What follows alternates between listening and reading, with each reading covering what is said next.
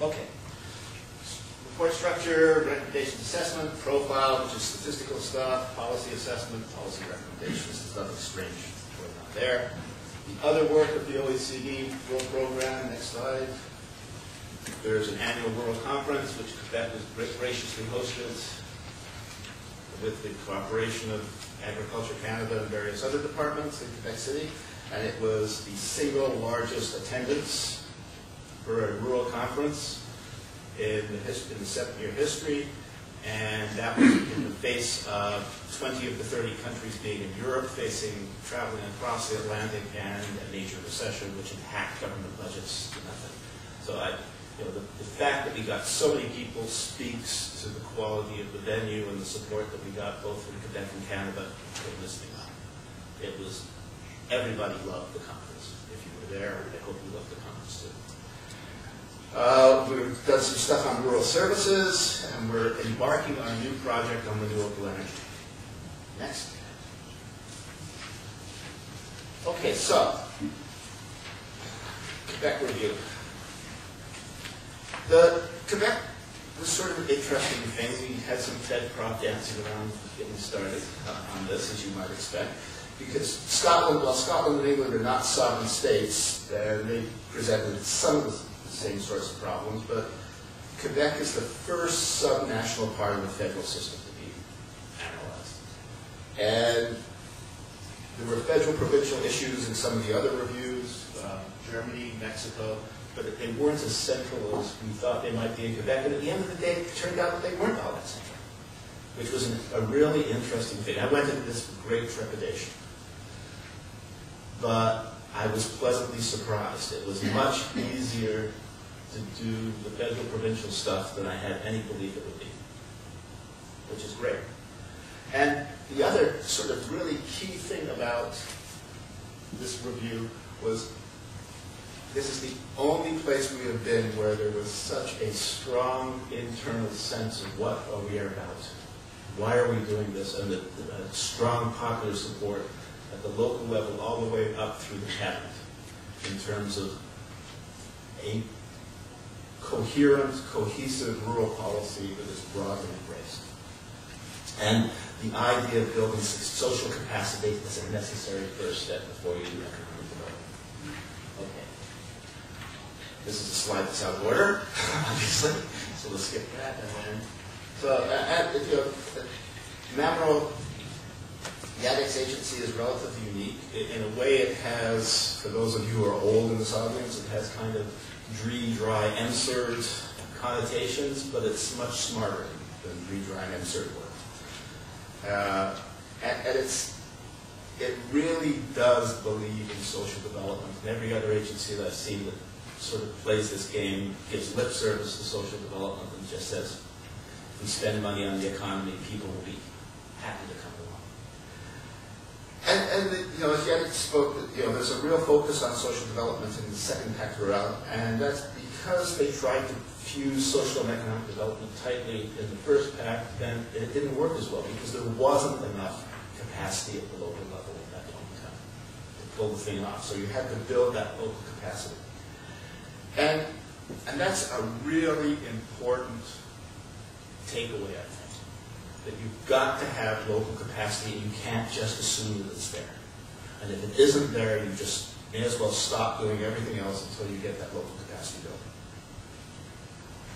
And if you believe in the new rural paradigm and a bottom-up process, that is not going to happen without strong local capacity. It can't. Okay, next. There was another sort of interesting thing that Yannick alluded to, these 100 MRCs. So, national and provincial governments are fond of reorganizing municipal government because they can. And they tend to think that, well, we'll reorganize it and then everything will be better for us because we'll now have a structure that we can deal with in the way that we want to deal with.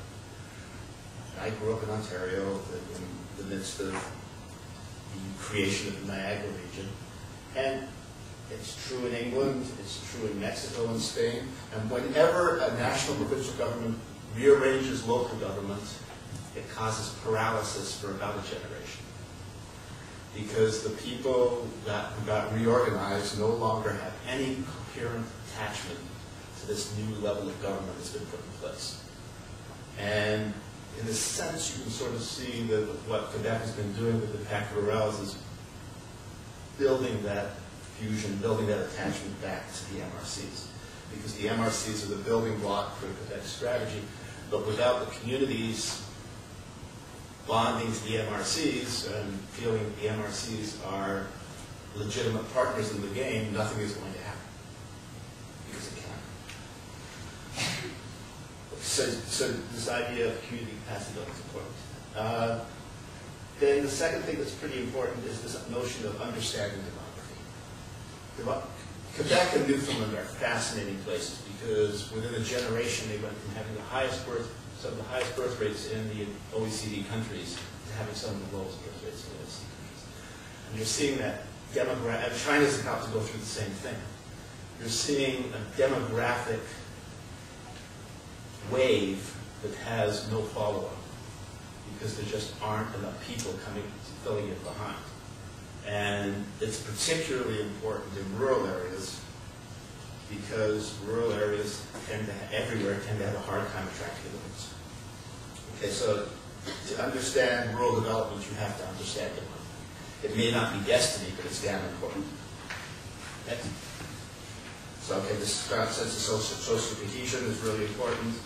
I'd like to contrast that with the EU. The EU spends billions and billions of euros on social cohesion funds.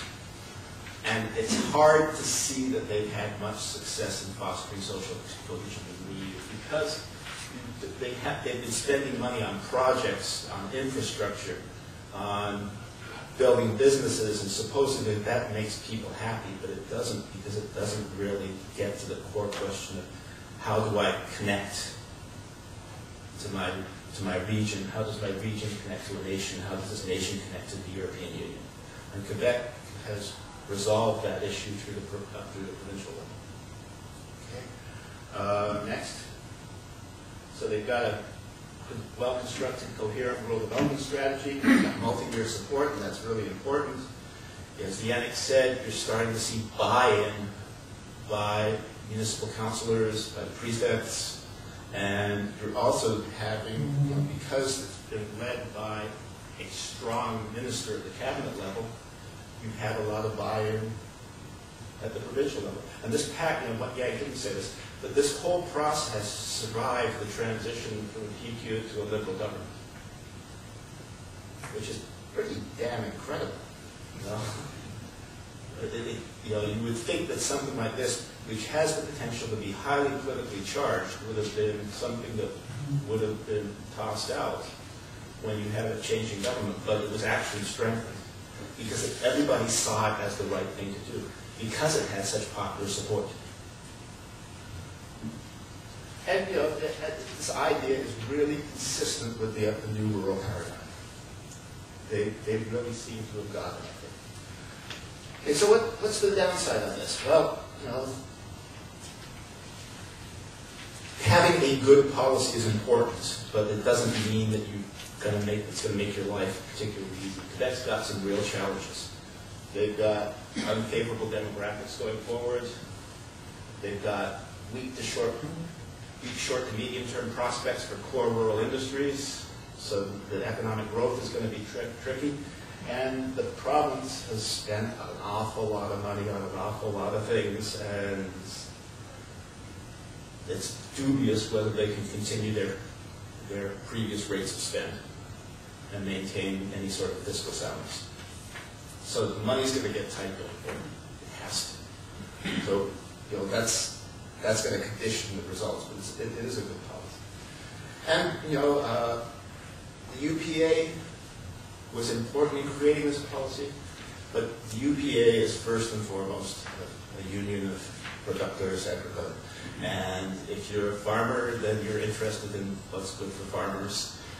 And that's okay, because when you look at it, the single biggest group of advocates for rural areas are farmers.